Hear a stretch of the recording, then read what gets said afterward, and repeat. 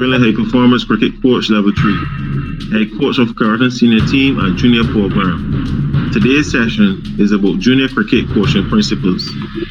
Hopefully, at the end of this session, you will have a clear understanding of coaching at the junior level.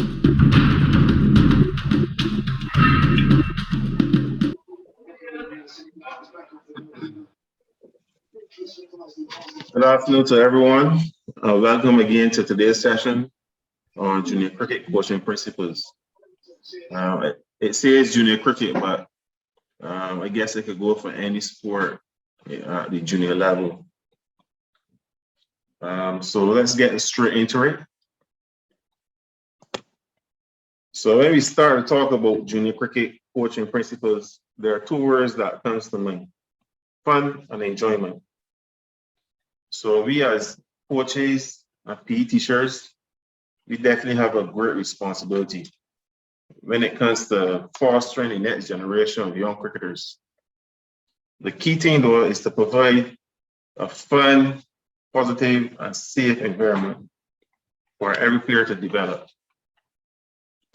Remember, kids must have fun while playing the game. Activities must be challenging because children get bored very quickly.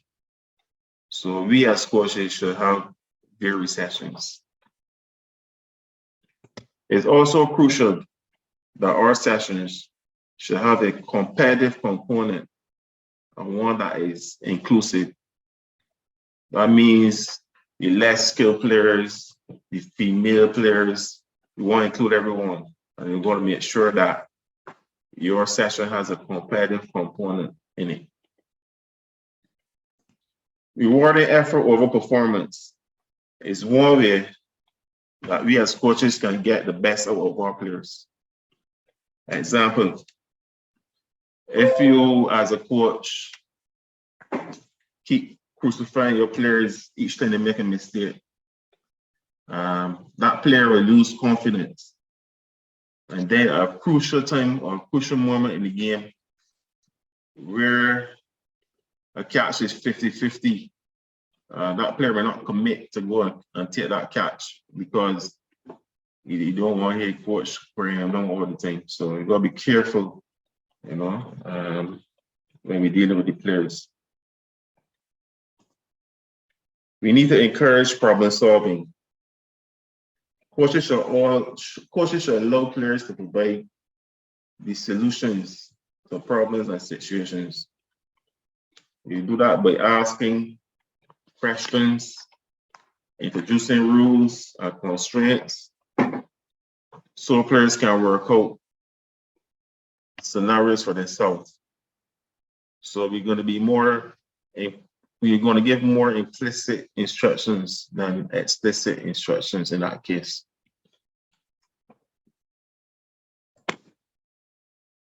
Opportunities for all. Every player should be given the same opportunity, especially at this developmental stage. Remember, players at this level are still trying to work out what they're best at. Make sure there's provision for each player to experience all aspects of the game. Do not stereotype any of your players. Example, you might have a child or player that in the group, he may be the shortest person in the group, but you want to run out a ball fast. But you in your mind seeing him as, because he's too short, you want to put him as a spinner or probably to make it keep. And you decide that's the role that you want that player to perform. But who's to say that that same player in a couple of years will over 6 feet tall? You know what I mean? Then he'd be more suited for that role as a fast bowler. So you don't really want stereotype players. You're going to give all players the opportunity to engage in all aspects of the game. Each player should be given a role to play within the team so that he or she feels a sense of self-worth. And we need to embrace the difference and individuality of the players. The number one mistake that most coaches make is that once it doesn't look right, it is not right. Instead of looking for consistency, there's also a flip side of that, because it may look right, but it may not be effective. Just to give you an example, though, if you look at Shirley Clarke, I believe that everybody knows Shirley Clarke, West Indian batsman, former West Indian batsman, who was set up to face like the bowler face on. Really, coaches, man will say, well, you need to stand side on, but he stands up and he faces the bowler. But he's really effective. He was really effective back then, at the international level. We have bowlers like Malinga, who will bowl with a wrong arm action, or Malinga with a funny action, but very good at international level again. So we're going to embrace the difference and individuality. On to player development. Remember the experiences about the players are not the coach. In this case, I would highly recommend a coaching philosophy that is athlete-centered, because it underpins a set of values and coaching behaviors that focuses on allowing the coach to facilitate the athletes or players to take responsibility for their own game. Knowing your players' strengths and weaknesses, very important, especially when you need to get the most out of them, of the players. You need to know the players' strengths and weaknesses. It's also important to establish a coach-to-player relationship so that trust does not become an issue. Coaches will get an easier buy-in from players if they have a say in their own development.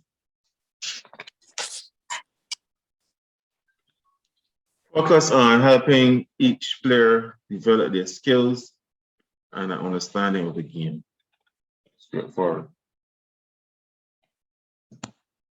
Coaching effectively. We need to consider the 4 C's in coaching: confidence, competence, connection, and character.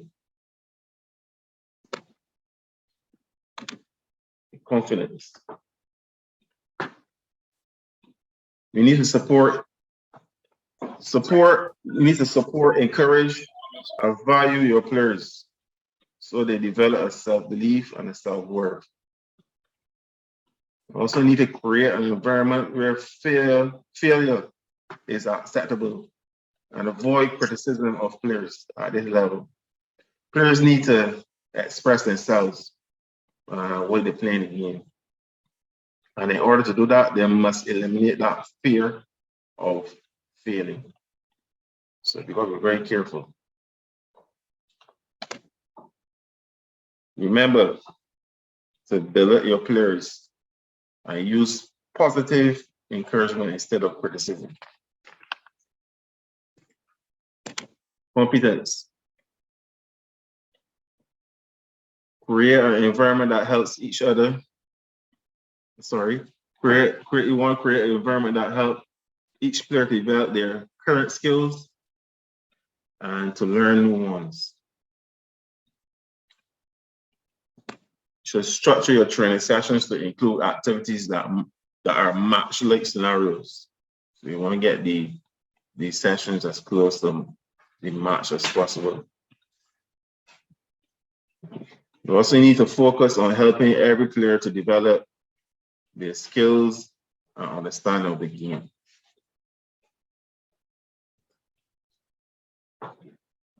Connection. Develop an environment where every player creates positive bonds and engages in social relationships. So here you need to encourage things like team bonding. I guess everyone know what that means, right? Ensure every player feels value with you, each other, and everyone in the team. Build and create an environment that's based on a high level of trust. Very important.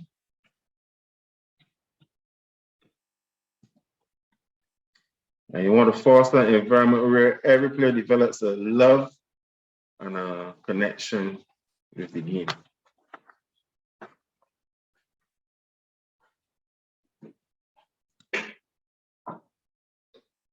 Character. Ensure your environment and behaviors reflect a respect for the sport and the spirit of the game. Have honest conversations about making good choices and showing appropriate consideration for everyone involved in the game. A lot of times as coaches, we need to have these honest conversations. For example, I'll just give you a couple of examples that happened with me with a couple of players. Most of the time, though, when you involve, when you're speaking to the players at this level, you need to involve the parents also. My experience with this one kid, I was in my program. His parents wanted him to play in a game. He was not.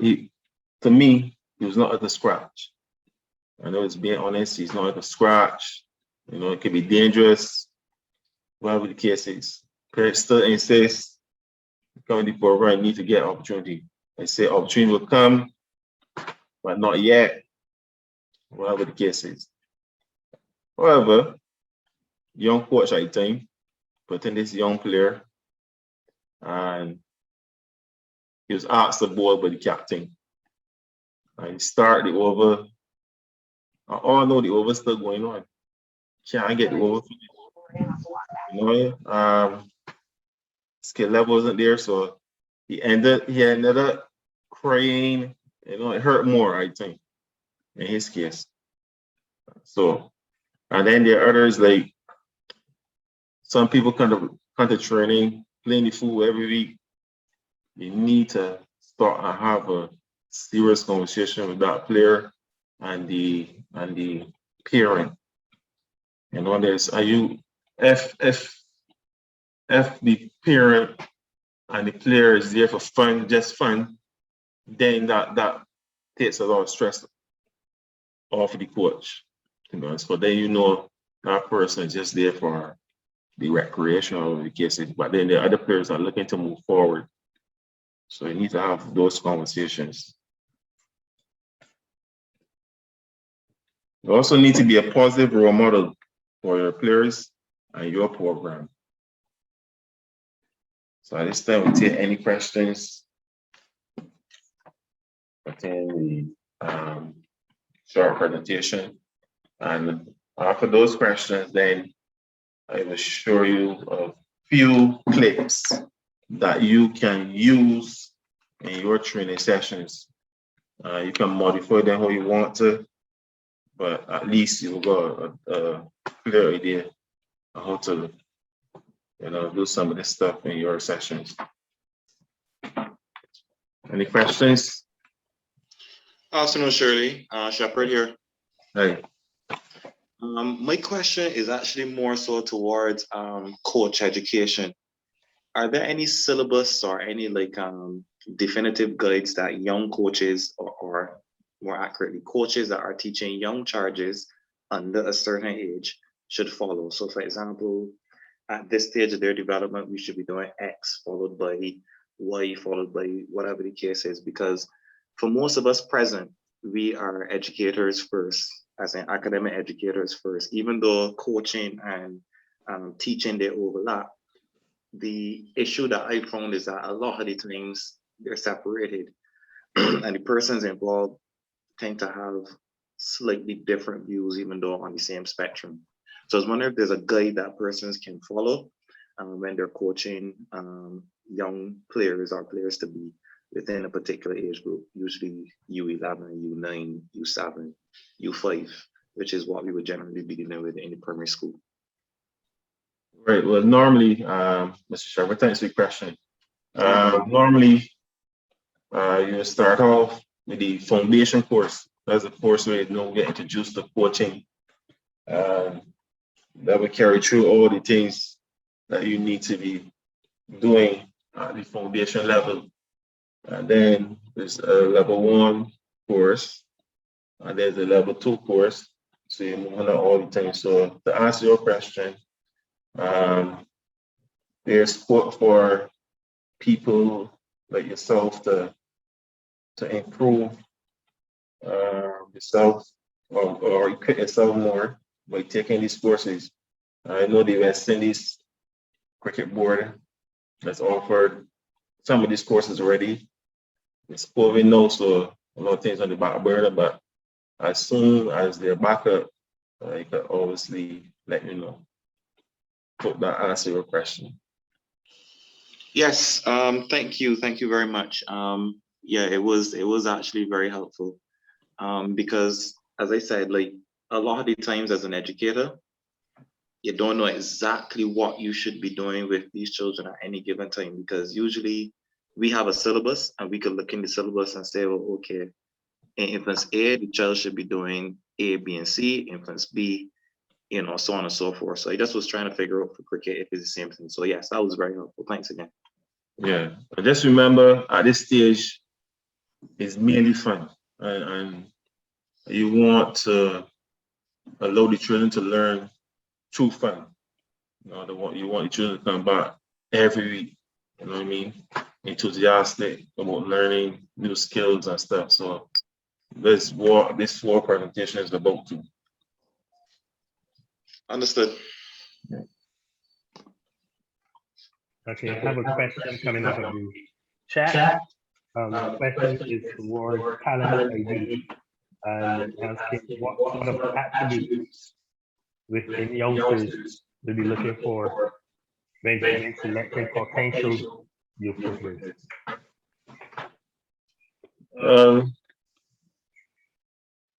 Coordination for sure. I like coordination. Looking for balance. The simple little things in every sport we look for. Obviously, some kids are more mature than some in terms of the skill level, so that would jump out at you for sure. But remember, at this level, you don't want stereotypes. So the thing is to encourage all the young players to keep developing and guiding them to learn new skills.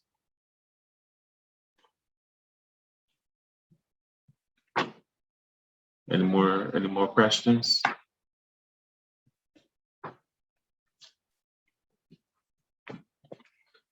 No more questions at the moment? All right, if there are no more questions at the moment, I would like to share with you a few clips. You can we could discuss them afterwards too, if you wish. This is the first one.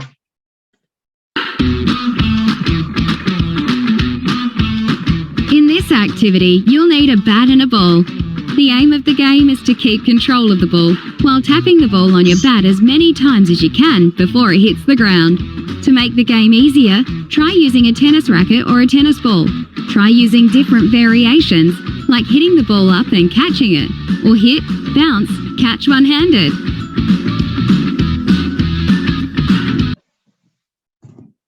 Remember, you can modify these clips, huh? So here's the second one coming up.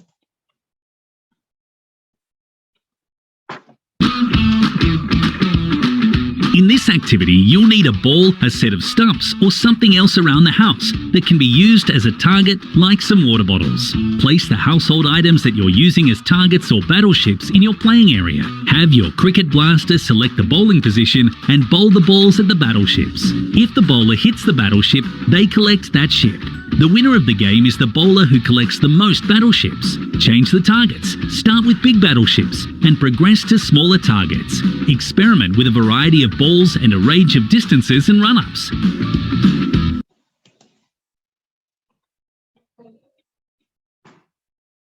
One more.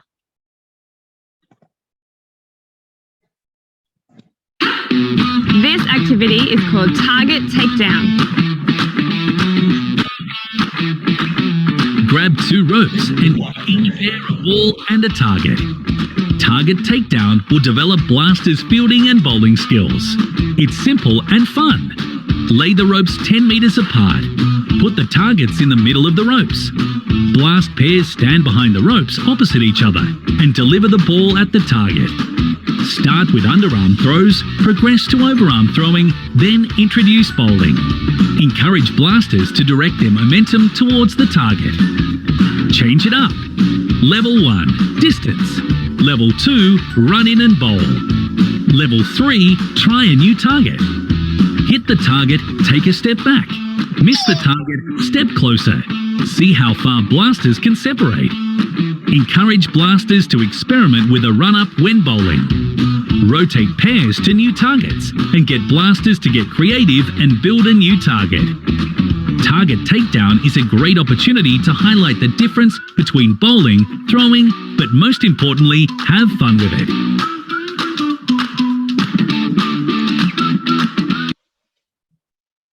I hope these short clips was useful, and you can implement them into your training sessions. Remember, you can modify them to suit your program or your players, whatever the case is.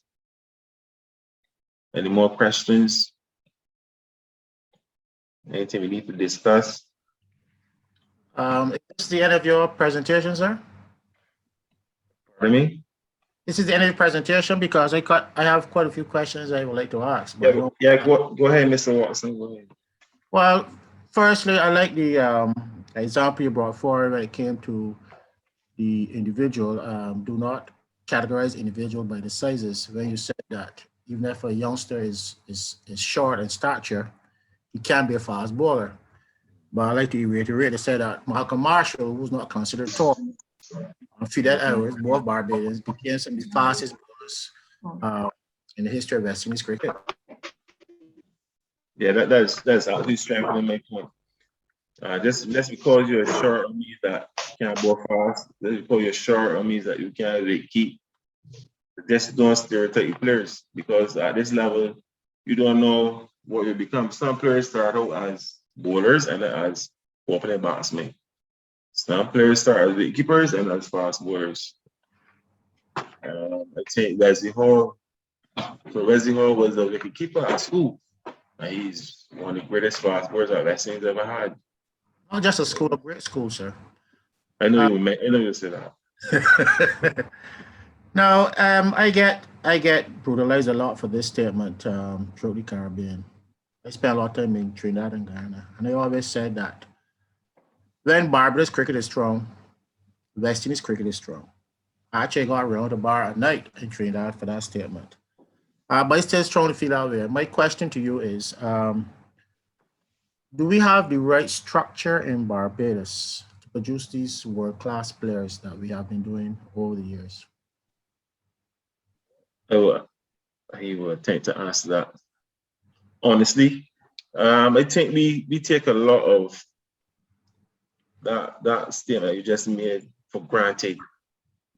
Whereas when Barbados cricket is strong, West Indies cricket is strong. I think we have the potential though to put these structures in place so that it becomes a reality.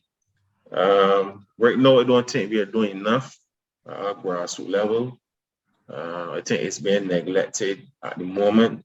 Only a few people who love the game, or you know what I mean, is is carry on with this stuff because I don't think the Barbados Cricket Association is putting enough into it. I don't think the West Indies know drop grassroots cricket and the drop kiddies cricket. So to tell you that we got all the structures in place, I would say no.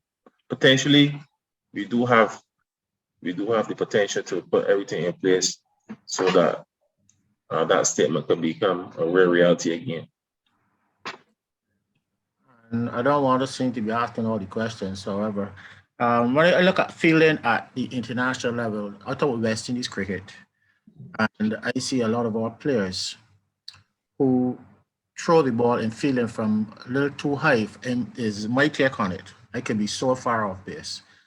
Whereas when it comes to like T20 cricket, where the action is a lot more intense than in Test cricket, if you throw from a low position, as you did when you try to skate a rock across the water, I don't know if I might, but from the real old school, that was our fun day, skating the ball across the sea, or cricket skating a rock across the river. That's slaying action from a low position.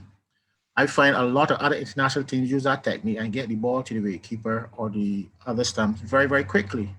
However, West Indian players seem to come a little higher in their throwing, and hence the time between feeling the ball and getting the ball to the stumps is a lot longer in our cases. Would you think that those fun games we did as boys, that does that have any impact on how we actually feel and throw today? Yeah, I believe it does have an impact on how we do things in sports. But I always say about throwing from a lower position, I guess the other international teams pay more attention to key performance indicators. So if they realize that throwing from a lower position is better doing it in the inner field, or this way you do it even more from a lower position from the inner field. When you're on the outer field or close to the boundary, then you throw from a higher position.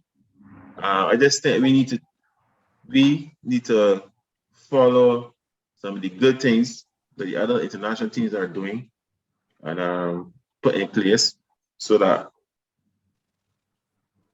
our players can benefit. So if we look at throwing from a lower position is better, then the things that we should be working on the fifth thing. What baffles me is that these players learned it from the West Indians. Because players like Conrad Hunt and Joe Solomon and Viv Richards and these players threw that there, and there's where these international teams learn it from. Yet we stopped doing it.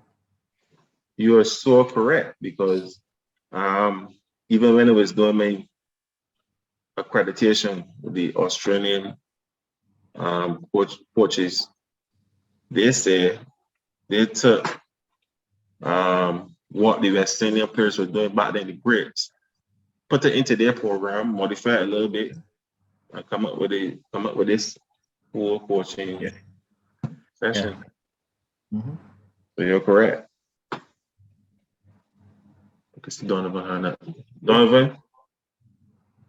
Ralph, I think Donovan will ask a question. Yeah, man. Good evening. Good evening, everyone. Good evening, Mr. Clarke. Good evening, sir. Hope everyone is doing okay. As usual, you're doing a fine job so far. I just want to add something to what Mr. Watson is saying. In recent times, we tend to think because the Australians are doing it or because the English are doing a particular thing, that it is the right thing to do. And I would tend to differ, in my opinion, in certain aspects. For instance, now we were taught growing up that when the ball goes high in the air, you catch, as high as possible. Just in case you missed it, you got a second chance before it hit the ground. Now the Australians are taking that same ball, coming out of the sky, and going as low down as possible to have the cup now not into the body, but outward from the body to catch the ball, and then if it does not hit the middle and it hits the rigid part of your hand, you have not a chance at all again before they hit the ground again. It's impossible. But we have now decided that we're going to do that because the Australians are doing it. So everything that they do is not necessarily correct.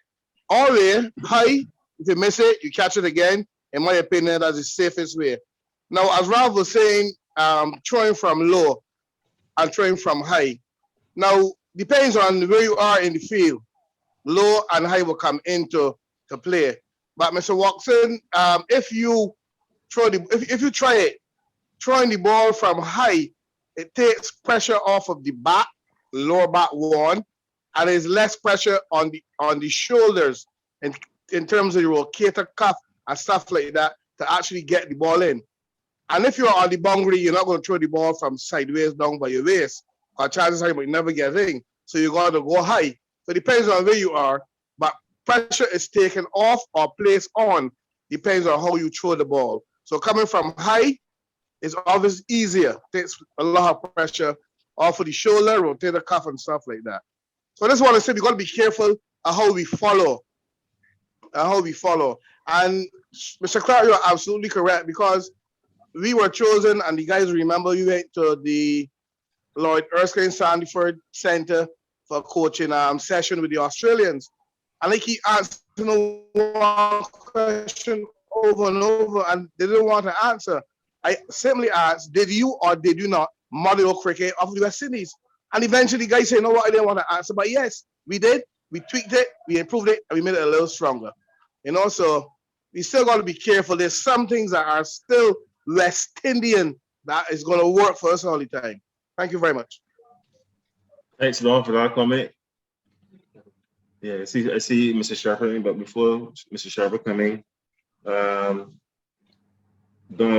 quite correct. We need to take the good things. We don't need to take everything. We need to take the things that will benefit us and modify it to suit us.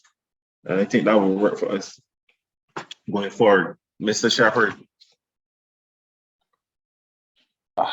Yes. Donovan, that was actually a very excellent point that you made there. The question that I was going to ask is actually kind of based on that, because I find that sometimes as coaches, we tend to look at things, because the point was made earlier, Shirley was making a point earlier about a young player doing something that might not quite look right, but it is consistent. And the role of having a good understanding of the anatomy, for one, as a coach, is important. And the question that I wanted to ask was, what is the current role of analytics within the Caribbean coaching setup for cricket? Because a lot of the things that are done by, for example, the same Australians, they aren't done just because they saw the West Indians doing it. There was a certain amount of analytics involved in seeing how effective these particular things they were doing are, how effective they will be for the particular players that they want to work with using these techniques. And even using football, for example, the sport of football is so advanced now that players at some clubs are not even bought based on just what we call the eye test, how good this person looks visually. There is a series of analytics done on how often a person kicks the ball with the left foot versus right, how often they make particular actions into the box, outside of the box, all of these things. So I'm just wondering, what is the role currently of analytics in cricket to help the coaching to advance? Because if you're not analyzing the things that you're doing, it's near impossible for you to actually make an improvement on what you're currently doing. So I'm just wondering, what's the current role of the analytics for coaching in cricket? Right, Mr. Shepherd. What I could tell you is that the technology is out there more in the other countries. I could tell you that from my experience. I happen to be part of the Barbados Tridents, which went to India in the Champions League. In India, in fact, in India, there's a big, it's really huge in India. Everything that you do, these guys videotape, and then they break it down. They break it right down. Like you're just saying, with the analytical. We were able to have an analyst on board when we went to India.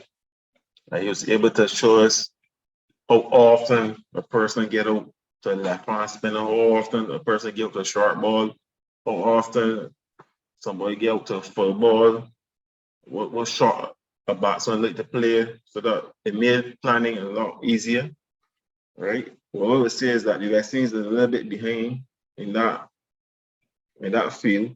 What we need to do is get on board a little bit more, introduce it even from our junior level, right? So we get better and better all the time. So that's where we are at the moment. One other question for you, Shirley.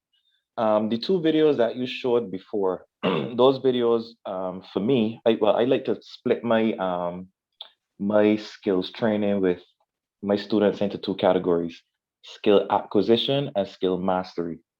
So for me, those two videos were more about skill mastery.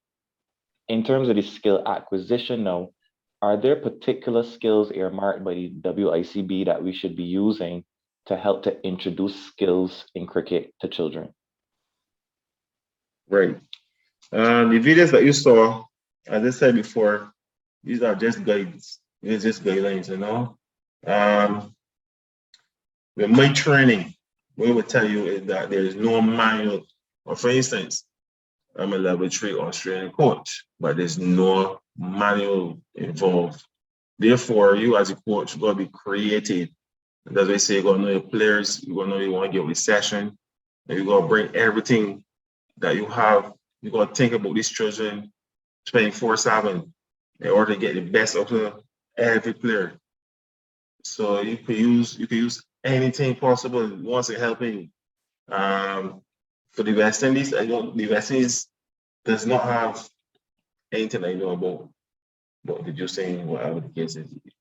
They have a manual, yes, but I ain't there. It's still thing it's up to the coach though, right? To recognize where his players may be lacking or whatever the case is, and introduce something to assist.